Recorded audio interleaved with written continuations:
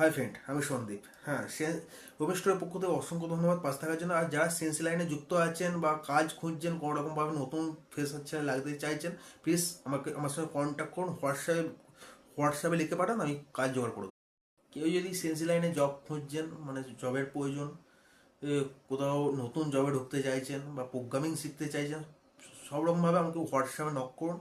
আমি হোয়াটসঅ্যাপে আপনাদেরকে উত্তর দেবো। সময় পেলে আমি অবশ্যই আপনাদেরকে উত্তর দেবো।